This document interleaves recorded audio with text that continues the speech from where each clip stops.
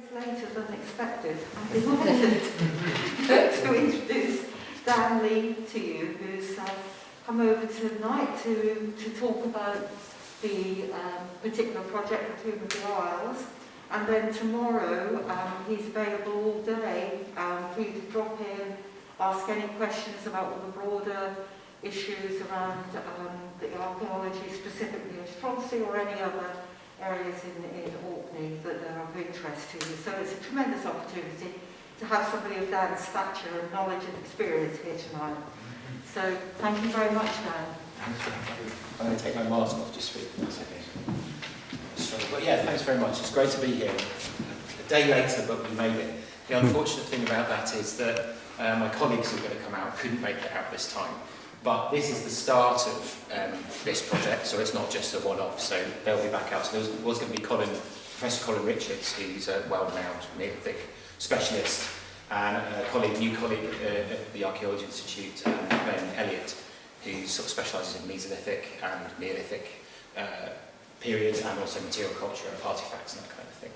But, and then there's Bobby Friel as well, who he lives on Rousey, so he had a double complication in terms of getting out. But he specialises in sort of drone and 3D kind of drone photography and 3D modelling and that sort of thing. But I can cover some of that today, you know. And so the format of tonight will be that I'll give a short talk, and then that's sort of introducing the project.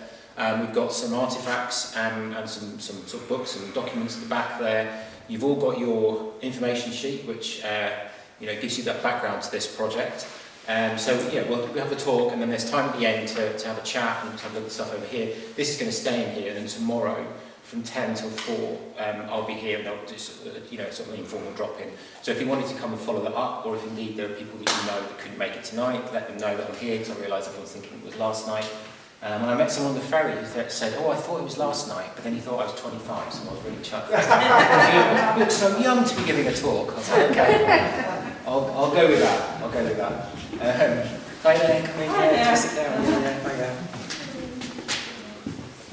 Great to stand here. Yes. I'm Marion. Oh, hi, yeah, very good.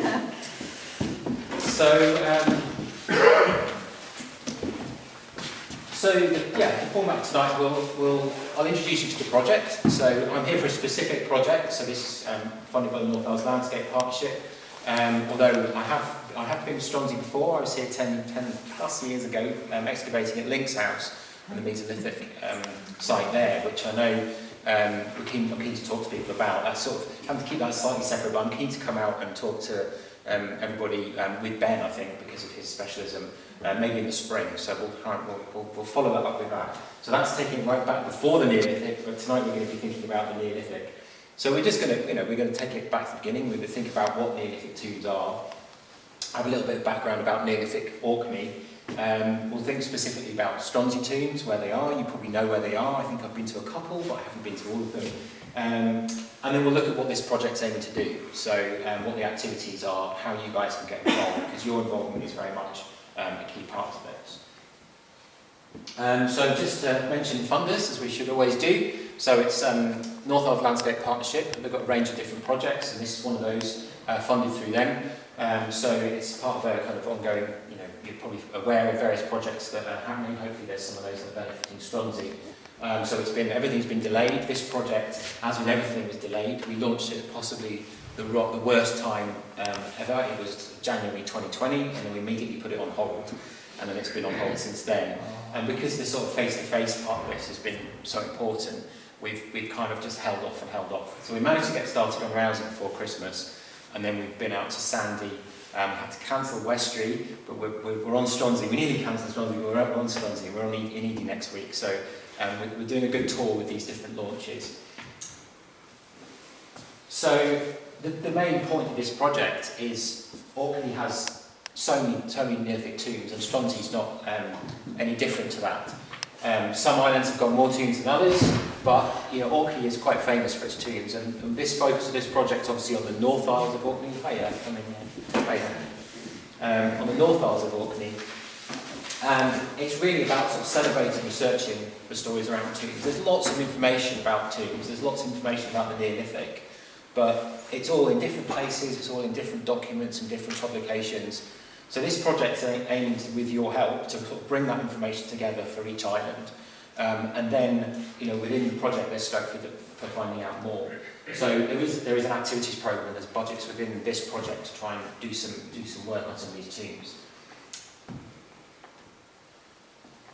So, Neolithic Orkney. Hopefully you've all been to the famous sites you can see on the screen, the Ring of Brodgar, Scarra Brae, Standing Stones of Stennis. So this is the heart of Neolithic Orkney. This is the World Heritage Site.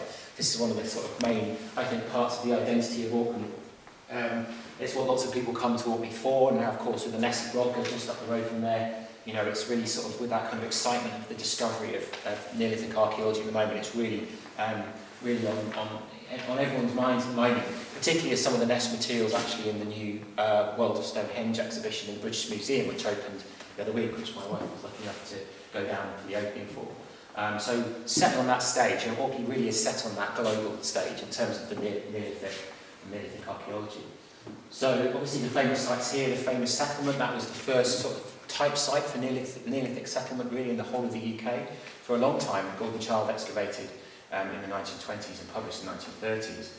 The Ring of Brodgar, one of the largest stone circles in the UK, and then the Standing Stones of Stennis. So, people think of that as a Neolithic monumental landscape, on a par with, Stonehenge and other places in the UK. And then, of course, if we think about tombs, we think about Maes Howe, the sort of epitome of all Neolithic tombs. It's unlike many, because it's unlike any others, because it's so large and so grand, but yet it finds lots of similarities in terms of its layout, its structure. Unfortunately with Maes Howe, it's got that long history, as we know, with the Vikings breaking in there, shoveling everything out maybe. So once archaeologists actually started to look in Maes Howe, there wasn't really much surviving. I think there was a few collections of human bones, some skulls, which were subsequently lost. So even though it's one of the most famous tombs, we actually know very little about what was inside the tomb. And of course, the big story of the Vikings breaking in and then graffitiing lots of rude things on the walls, which we won't go into now. So this sits within that part of Neolithic Orkney World Heritage Site. Well, of course, there's lots of other famous tombs in Orkney, and I think this is, it's interesting coming out to Stronsay to think about Neolithic tombs, because Stronsay obviously, we'll look at them in more detail in a minute. Stronsay obviously has quite a few really interesting Neolithic tombs, but they haven't had that same sort of antiquarian investigation that maybe other tombs in Orkney have had, which sets it slightly apart. So it's kind of less on the list maybe of people to come and visit because of the tombs, but maybe this project can help contribute to our sort of greater understanding of the tombs in Stronsay. So there's tombs like Cairns and Sandy, the big kind of central chamber with really amazing corbelled walls. That means they're coming in as you go up. As they go up, it was excavated by Gordon Child again in the 1940s.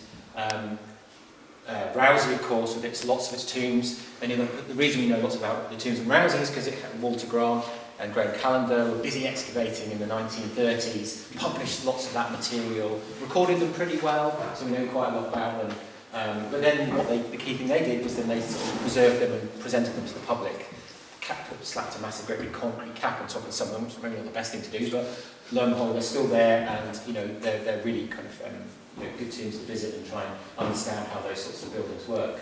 And other tombs like the enigmatic Dwarfy Stone in Hoy, which is the UK's only rock-cut tomb. Again, there's nothing really found in it because it was broken into quite a long time ago. It has lots of folklore attached to it, including like giants and all this sort of thing. So, and then the famous Tomb of the Eagles, of course, which has that amazing story about its discovery with Ronnie Simonson and his two daughters, who then set up the kind of museum and this really amazing family-run business. And the kind of famous sort of pictures of the sort of skulls staring back at you from the Tomb of the Eagles is always kind of like, makes you think.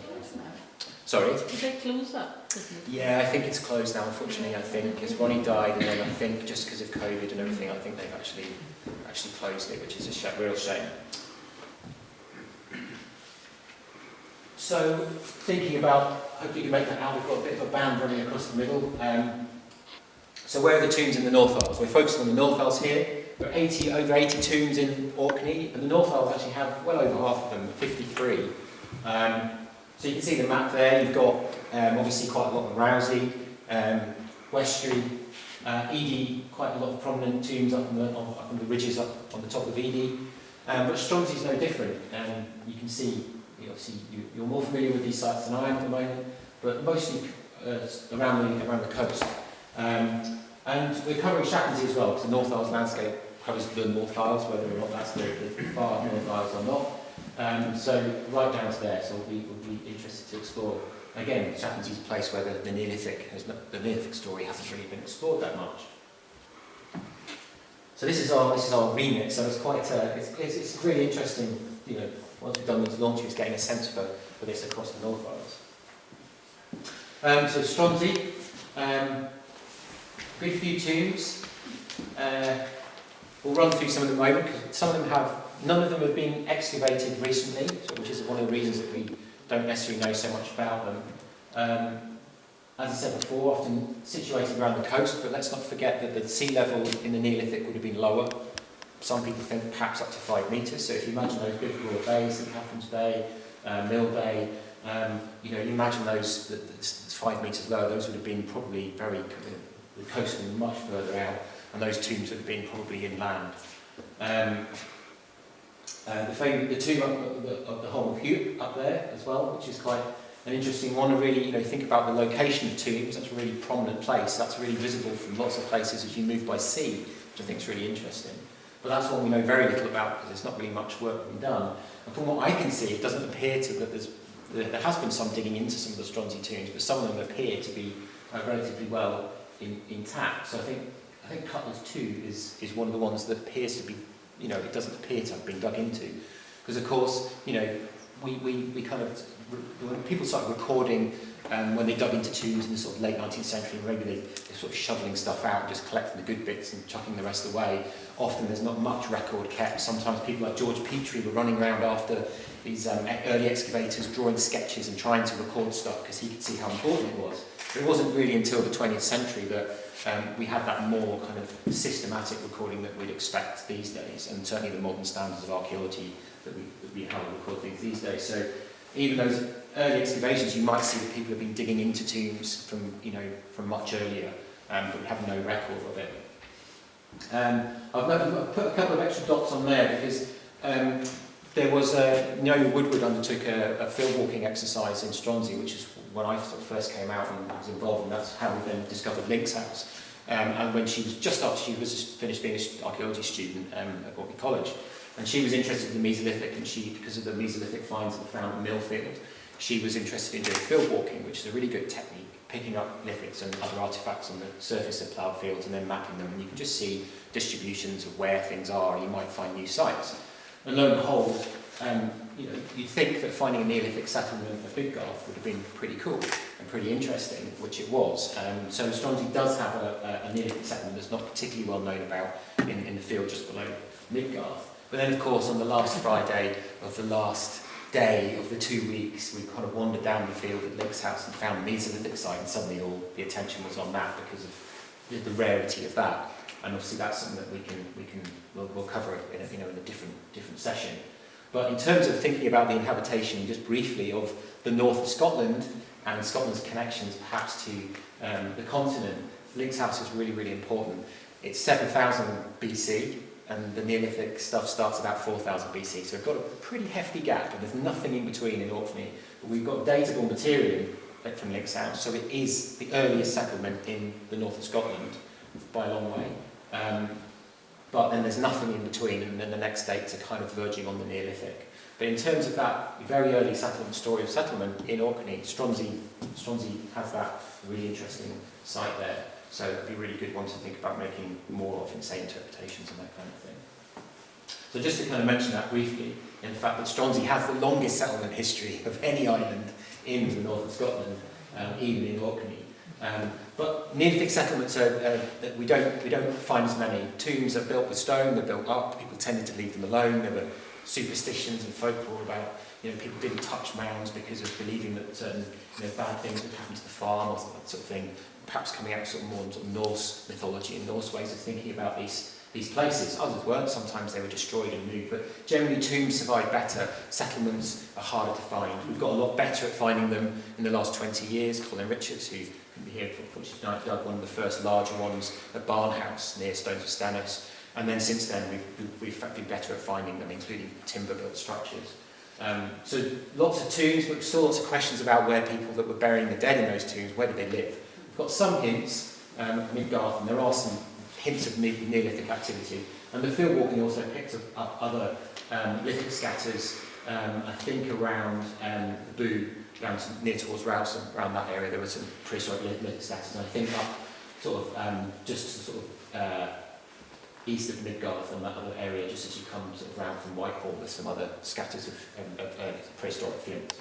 So yeah, lots to think on, lots to work on. But in terms of this, we're kind of thinking about Neolithic tombs in a moment. So I've scanned some of the plans that we do have. So let's have just a quick think. So what is a Neolithic tomb? Well, when were they built? Why were they built? Those kind of questions. So the beginning of the Neolithic was a time of big change. Link's house was about hunter-gatherers. People were mobile. They were living more off the land. They were using natural resources and moving around after them. In the Neolithic, things changed quite a lot. They used to think that people immediately settled down and they domesticated animals, and it was all coming in from the continent. Now there's sort of, it's much more of a complicated picture, and there's lots of kind of native populations that may have adopted ideas and ways of doing things as well. But certainly in the Neolithic, it's first when you have more permanent houses. You have houses for the living and houses for the dead, and we'll look at those in a moment. So tombs, built structures. And you first start getting, and it's also when you first start getting burials that are kind of evident in the archaeological record. So people were buried together communally in tombs, and we'll look at that in a moment. And new forms of material culture, new forms of objects, of items. So the Neolithic is when you first get pottery. It's when you first start getting polished stone axes. It's when you start getting new types of lithics as well. So it's when you start first getting domesticated animals, and it's when you first get in crops and people are sort of growing wheat and barley, that kind of thing. So it's a time of big change. But of course, I say big change, you didn't wake up one morning and think, oh, it's the Neolithic, or just, we're talking about huge tracts of time. We're talking about hundreds, if not 1,000 years of transition between these different ways of doing things. And in places like Orkney, because most of the ideas about the Neolithic came from the Middle East across Europe up to Orkney, things tended to happen a little bit later. But then Orkney had, places like the Nessobrodka and those sorts of areas were places that actually did things first, and ideas went south, which kind of flies against some of our, sort of in the Neil Oliver programme when they said it was Britain's ancient capital. It's going a little bit far, but it's that idea that there are some things like some of the pottery that Orkney did first, and they copied it south, but then they quickly took over south and were much more kind of prominent. So, what were they built from? Well, this is part of why they endure in the landscape so well. They're built with stone, and as we know, Orkney stone is just so readily useful for building. It just splits off in those perfect shapes that lock together. Dry stone construction. So this is a world of stone. But interestingly, as we'll look at in a minute, the early tombs were made of stone, but the early houses in Orkney were actually timber, actually stake-built structures. Features within Neolithic tombs. So a few things there. So often they have a sort of central chamber within them that's reached often by a very narrow, low entrance passage. So it's this sense that you're kind of walking or kind of crawling into another world that's controlling the space where they're burying the dead. Maybe some people could go in there, other people couldn't. And this is sometimes how people think that the sort of social structure or hierarchy form. It's about the controlling of these places where people are burying the dead in the landscape as well. Sometimes they have stalls, and we'll look at some of these different types in a moment. So upright stones dividing that central chamber into a number of stalls, a bit like an old-fashioned byre. And in those stalls is where the bones were put. Sometimes they have cells, so that's more like a kind of like Mace House, that kind of cellular type. We don't know if any of the Stronsay tombs have cells because they've not been fully recorded, but say Coyness on Sandy is a good example where you've got a big central chamber and lots of little side cells. So there's different types of tombs. They're more what we call Maze House type tombs. And then you get the stalled cairns, which have the upright stones. What do we find inside tombs? So that varies quite a lot, and it's not a consistent pattern. Obviously, human remains is or not sometimes because other people have been in. But just because it's a really, really big tomb doesn't mean it's jammed full of hundreds and hundreds of people. Some of the largest assemblies have come from Tomb of the Eagles, where bones have been reassessed, and there's probably about 80 individuals, I think. Some Quantum Nest, there's quite a number of individuals, but even some of the really big tombs on Rouse, like Midhow, which is a huge long cairn, I think there's only 25 people in it.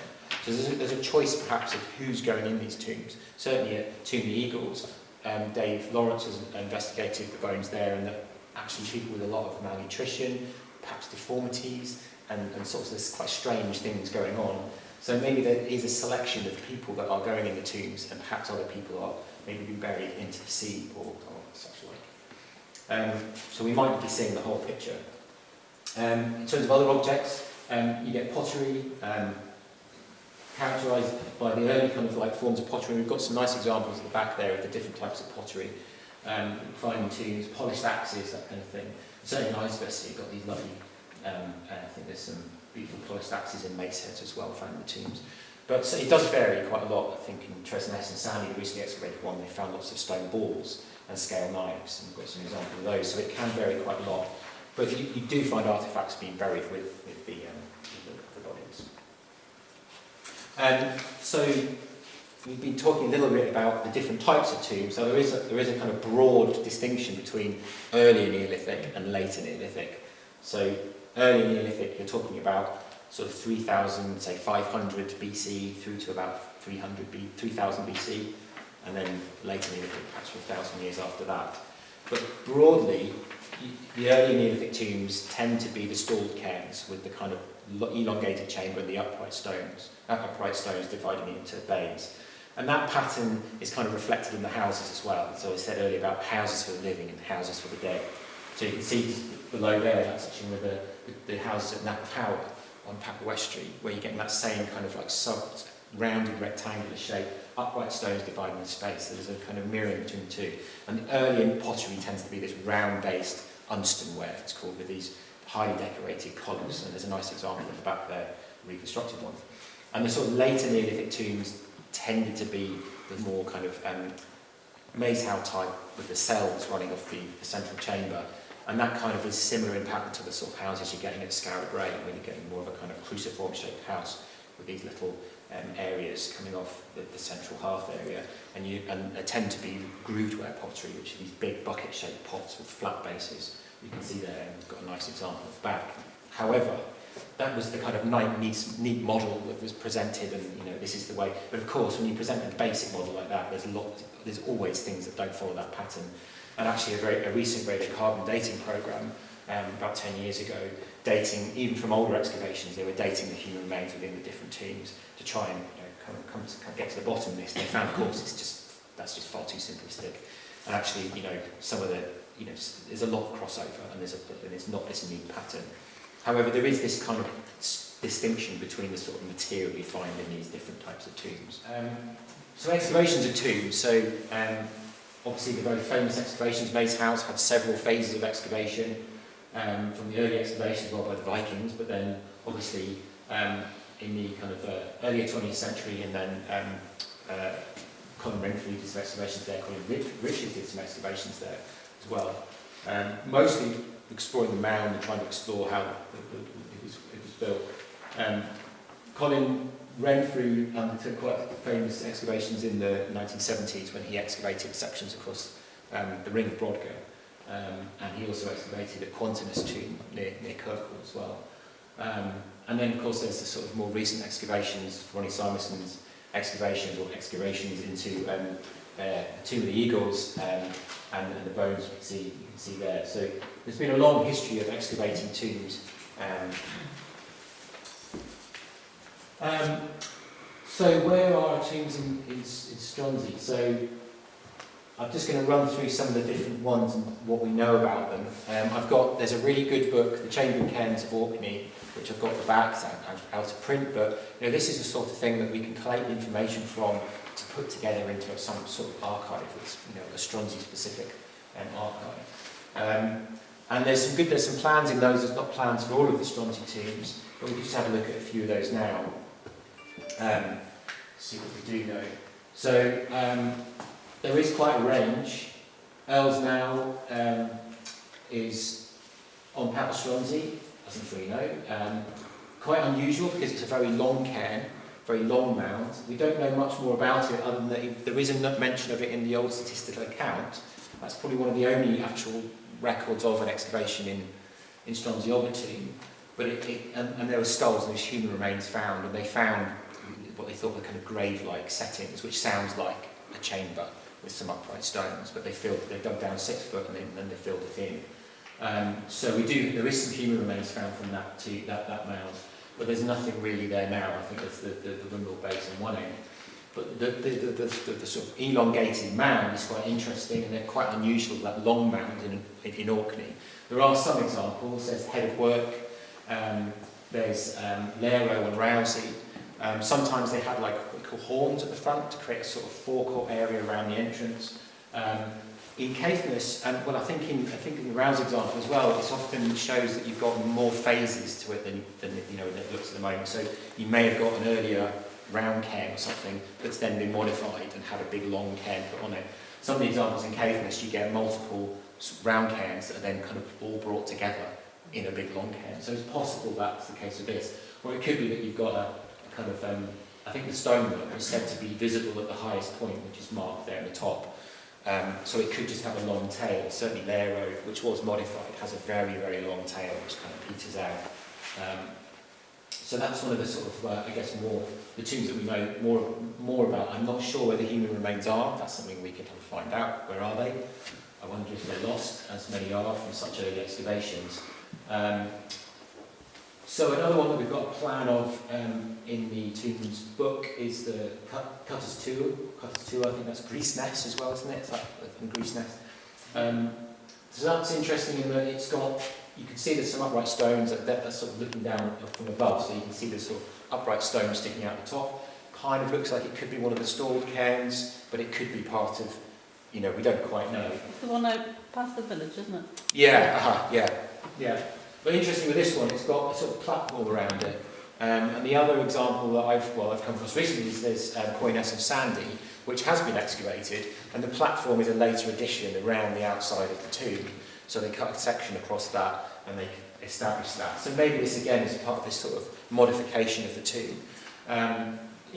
Tombs weren't always, they were kind of carried on being used in the Bronze Age when people still, maybe the tomb was sealed off when they weren't burying people communally anymore in there, but often in the Bronze Age they put cremation burials. So sometimes, sort of later on, you get modification of tombs where they're still using it. It's still a powerful place in the landscape, but it's not necessarily been used for that communal burial that it was originally designed for in the Neolithic, but it still kind of maybe has modifications around the outside. So we don't know.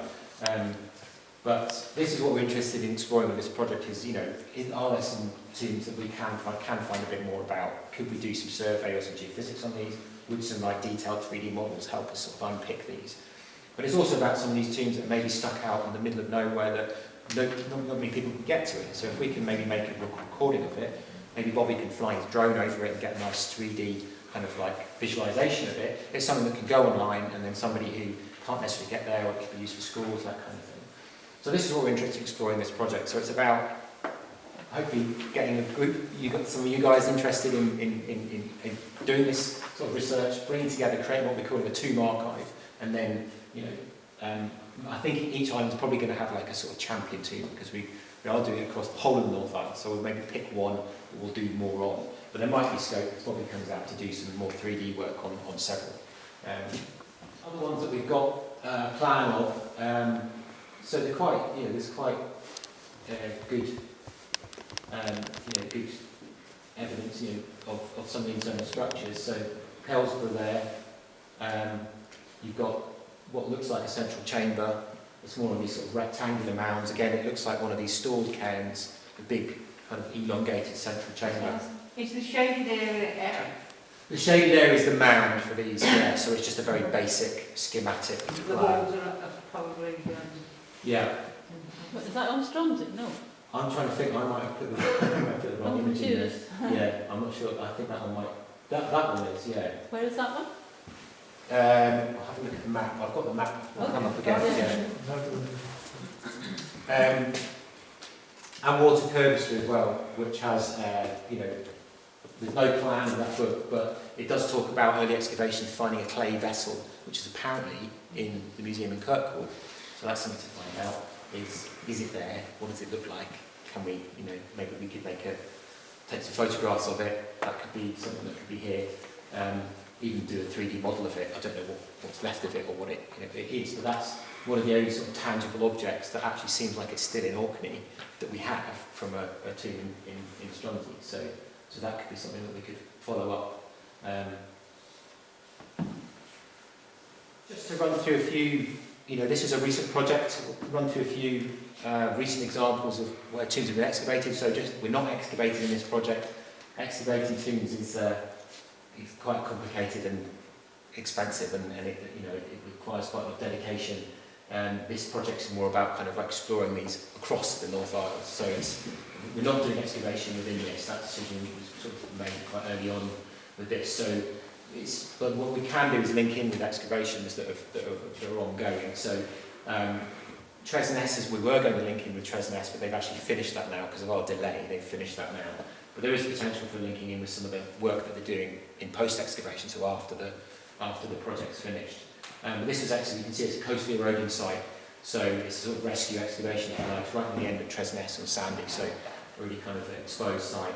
And Hugo Anson Weinmark and Vicky Cummings excavated that over a number of years. And Hugo is part of the team for this project, and he specialises in doing really fantastic 3D models. So he's up for a week in May, and we're going to see what he can do and where he can get out to. And Hugo's also going to work with Bobby, and Bobby may well be able to come out and do some more drone flying. Hugo does more close range kind of models, and Bobby does more kind of like long range stuff with drones. So Tresness is a good example where they employed some of this 3D technology in the recording process, but in the tomb they didn't find very many human remains. It seemed like the soil conditions weren't particularly good for that, but they did find some interesting artifacts. They found some of these stone balls, and they found lots of scale knives, which are kind of quite broad flakes taken off locally sourced cobbles. And there's an example of one from Scarabray at the back that we use for kind of broad cutting tools. You've got mine, so these are, if you come along tomorrow, do we have Wi-Fi in here? Is there? Okay, that's well, I can show you, send some links, because you can explore these models, online, because these are all you can skim around. You can usually get 3G, so you can use your phone as a. Possibly, yeah. I don't think. So Tresness is a good example of a recently excavated tomb on Sandy.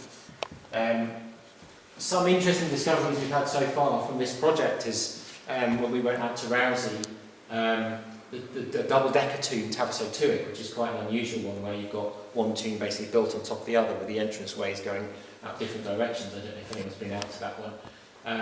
But it's quite an interesting tomb. But in going out there, we found out that actually there was the really famous one of the famous things about Maystown, of course, is the winter solstice, and the sun on the winter solstice shining up the passageway. And it seems like the tomb was orientated and designed to take in this natural phenomena as a kind of mark of the kind of end of the year and the coming of the new one, which is, I've never been in for the actual experience, but I think it's quite a powerful thing.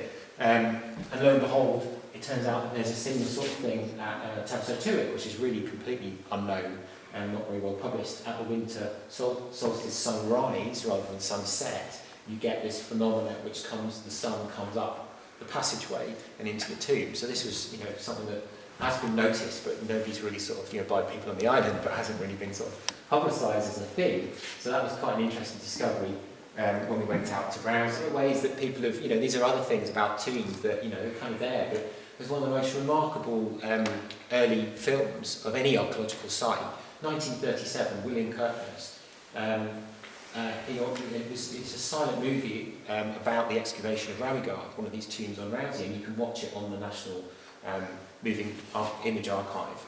And it's fantastic because they've got these, it's like proper graphics. They've got drawings, and then they've got someone standing outside a shot with an arrow, pointing at features, and you go to a windswept silent shot of them digging. But there's things like this which are real gems that kind of like, we're thinking about how the tombs were excavated in the 20s and 30s, but we have actually got a film of them actually excavating it. which is quite amazing.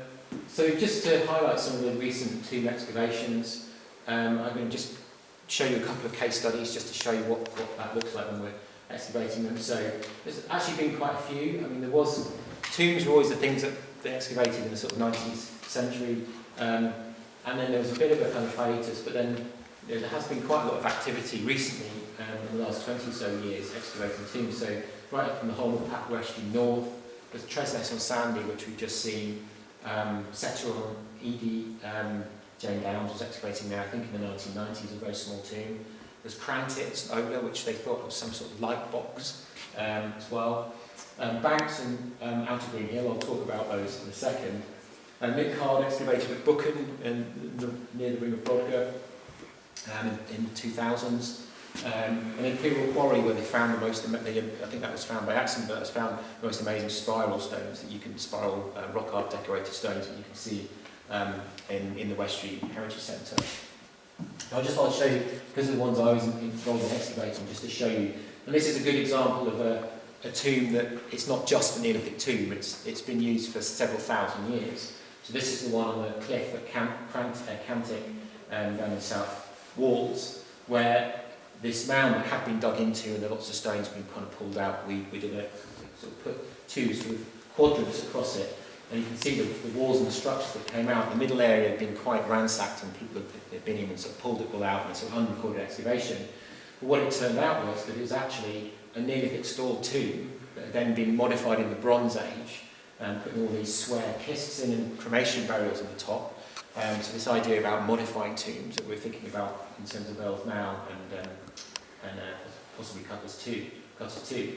And then there's an Iron Age burial being built on the top of that. So it's kind of got this amazing long history of people burying the dead in different ways and remodelling this one mound that was probably established several thousand years before the last burial actually went in. So in that one you can see this sort of, this is what something looks like when people dig in. You can see some of the upright stones and some of the later burial kits that have been put in. So even though it was quite disturbed, there was an actual crouched burial in that's box kist, but they'd only left the sort of hands and the toes and the fingers, which we found in situ. The rest had been sort of swept away by whoever had been in there. But that was good because it gave us key bits of information. And then Banks Tomb, otherwise known as Tomb of the Otters now by the people that are down at Skerries Bistro. This is quite near the Tomb of the Eagles. This was found kind of by accident when they were sort of putting in a car park outside the Skerries Bistro, and there was this kind of long, low mound, and they dug into it and they found structures. And then eventually, there's a series of kind of investigations, and then we were called in to sort of do a rescue excavation on part of it. So it was kind of dug around, but there was still lots of the central chamber and capstones. You can see a sort of long internal passageway, and unfortunately it's not clear on this photo, but there's a kind of large area disturbed, which turned out to be one of the burial cells at the end there.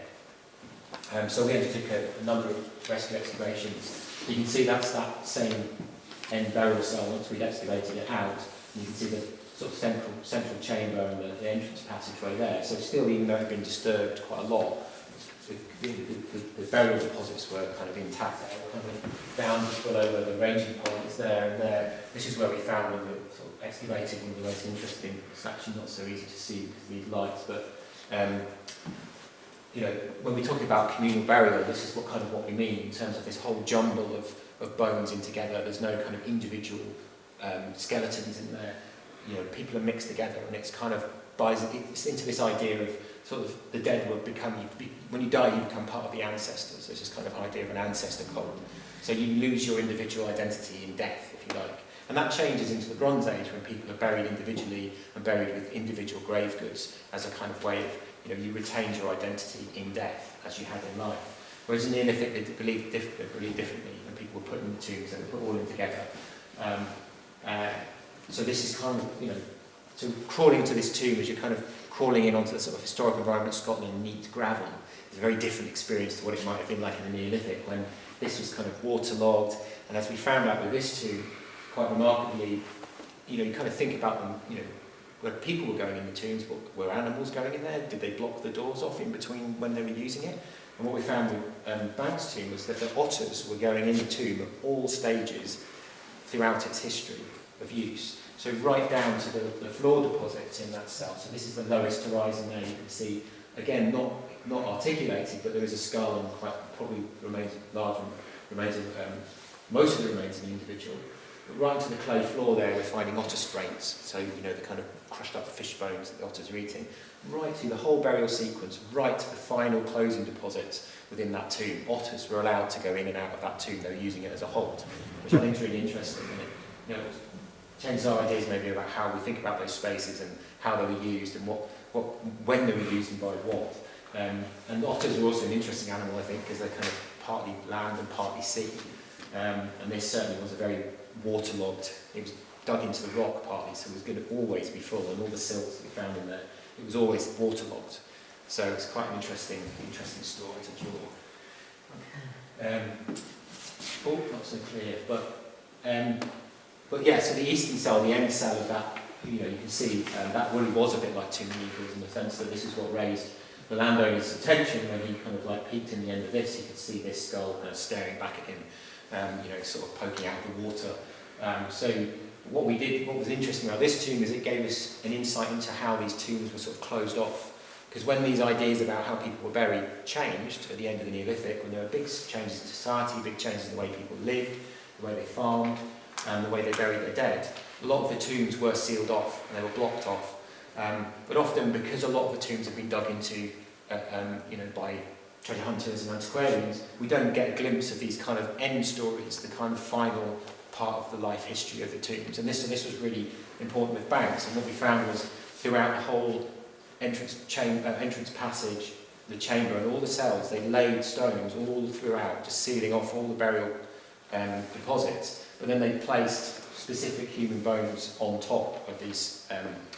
So this skull in one, some of the long bones in another, and there's just a pattern across the whole of the tomb. So this was a kind of final act before they then abandoned that tomb and left it. So this was a really important thing here, and gave us a really important insight into that kind of closing off and end part of the life of the tomb. So there's another picture of that, just a bit closer in, but that's kind of, it's kind of quite an amazing experience, sort of seeing that within the cell.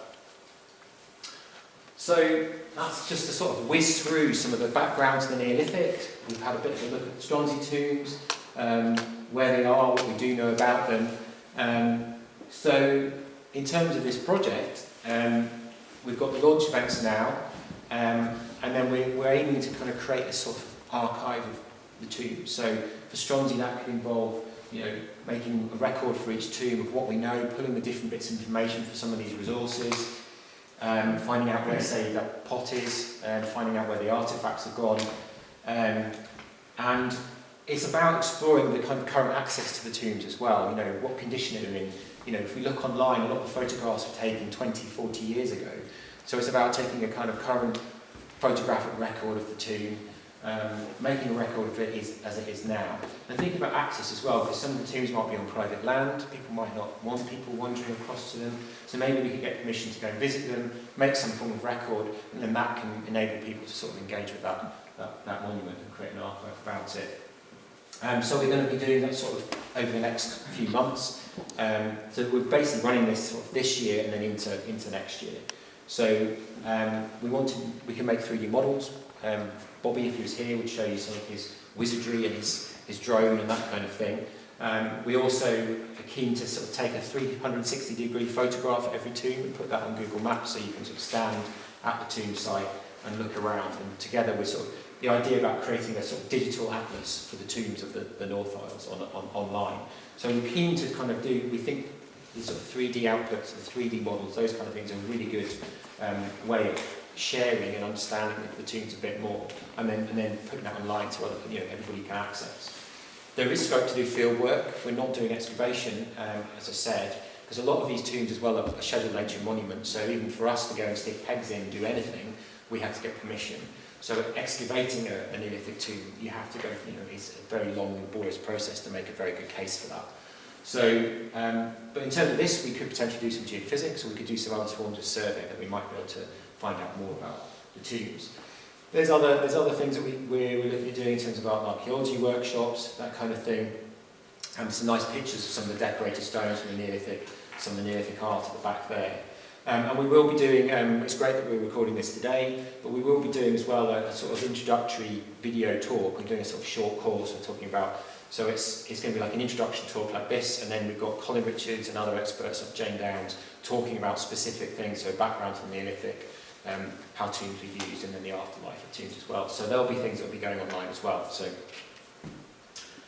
and as part of that, with some of the digital resources, we are looking at trying to get, we're getting some iPads and putting some of the 3D models on iPads that can function independently from Wi-Fi. So that's something we can think about in terms of the Heritage Centre, and I'd be interested to talk to you about what stages you're at with that. And you know, that's something that we can explore for Stronsay. And it's a way of, you know, bringing in some of the other 3D models of other tombs and putting the Stronsay tombs in context. So maybe if we don't know so much about them, what could they look like, and what would that experience be, say for the stalled cairns that we can see some of the Stronsay examples probably are. And we're going to do an interpretation poster as well, so that's something again that should go in it could be acted as a leaflet or go into the Heritage Centre. And then so all the digital resources, so all this information that produce, or if we produce this tomb archive, will then be translated and put into this what we're calling a digital atlas for tombs. So it'll be like a sort of one-stop shop for perhaps each tomb would have its own page, and it'll be information and linking to existing information that is online as well. So hopefully that will be a good resource. So in terms of this first step, we've got lots of questions. You know, we've answered some of those today, and we've got some resources here, but there's lots of stuff online. There's lots of papers that have been published from excavations and surveys. You know, bringing all that together into some sort of archive box for Stronsay, finding out where the material is now, those sorts of questions. So there's the sort of things that we'd like to start off looking at initially, and then that's the sort of, get them thinking, and then it'll be about possibly proposing some bits of field work. So, if there's one of the tombs in Stronsay that may be reasonably accessible, the ground conditions are pretty good, that could be something where we could do more work. So we could, some of the plans and drawings you can see is incredibly basic. They're just a blob with a couple of things in, and we could do much more accurate drawings of those, perhaps plans of those. We can visit them through walks and create 3D models. So that's one thing that we can do as part of the project. Doing a geophysical survey. We'll have to see how that pans out across the different islands and what we'll do. But this is a really good way of finding out what's below the ground without digging, and especially if it's a shedding site. It's it's a lot easier to get permission to do this, which has no impact than doing anything else. So there's a couple of techniques that we can use. So there's magnetometry. You can see the archaeologist on the left there, a funny H-shaped thing. So that's basically like a very, very sensitive metal detector. So there's flux gauge magnetometers in those tubes, and you have to be non-magnetic, and you walk on a grid, and it records very tiny differences in a few nanotesla in the ground, and that's good for showing burning and activity in the ground, and you can map those. And then there's earth resistance, which you might see on things like Time Team, where that's good for recording, and puts a little charge through the ground. It's good for recording the presence of walls and structures. So that, combined, they could be quite a good way of finding out, we've got hints of what the tomb is like under the ground, but can we find out more about the structure? But again, we need to think about which techniques are applicable to which sites. We've undertaken a large-scale geophysical survey in the World Heritage Area. It's just been published in a fabulous book, reviewing the landscape, published by Orkney Press. And that's example. So that's Maze Howe in the middle there, that fried egg in the middle. So it's quite a big area, lots of big fields. You can see lots of big dark stripes. You can start to see, if you look at it, you start to see pictures, and hopefully not dolphins coming out in 3D, but you can see different features. So those long black lines are actually geology. They're igneous dikes, and you may get some of them coming out of shore in Stronsay. And there are igneous intrusions. So that's where you get sort of igneous material that's kind of going along fissures in the sandstone. But they're quite magnetic because they're metallic, and they cancel out the archaeology. But around that, you can start to pick out stripes, blobs. So some of these stripy bits are medieval, post-medieval rig and furrow farming strips. Some of the sugary bits in there, prehistoric settlement. And then even just north of Maze Howe, that really big white and black blob, and it's actually a World War II camp, so that's picking up all the detritus and mess. And that was the Gordon Highlanders who famously drove their tanks across the Rodger. That's where they were stationed.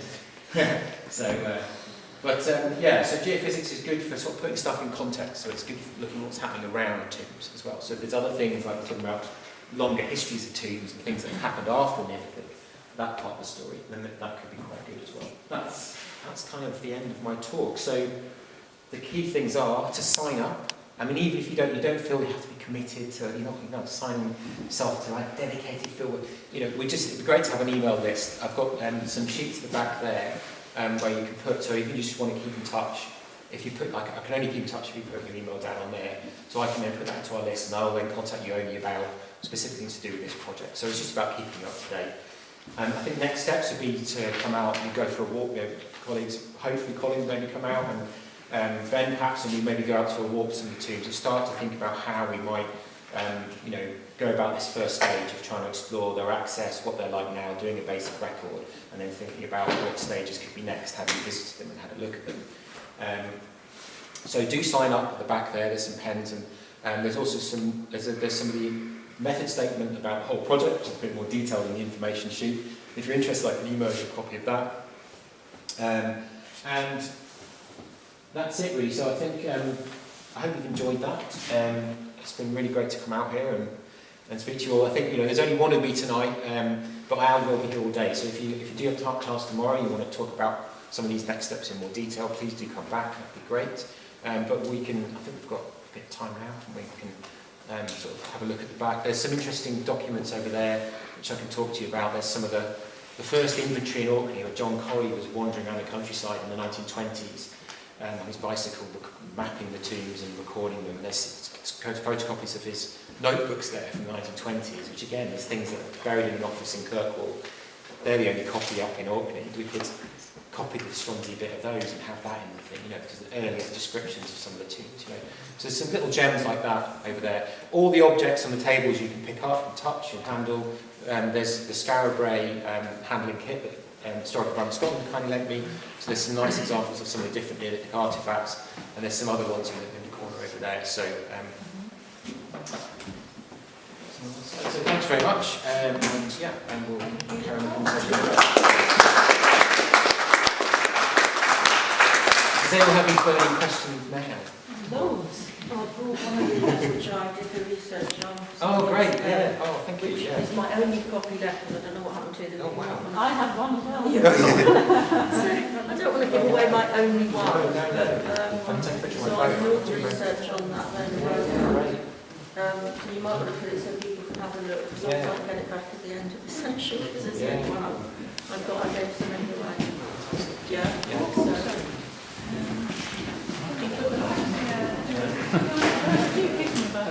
Seems like a rare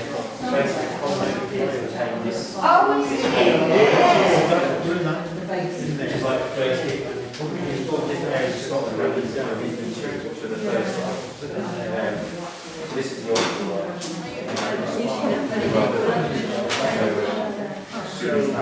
This is the book that I was talking about there.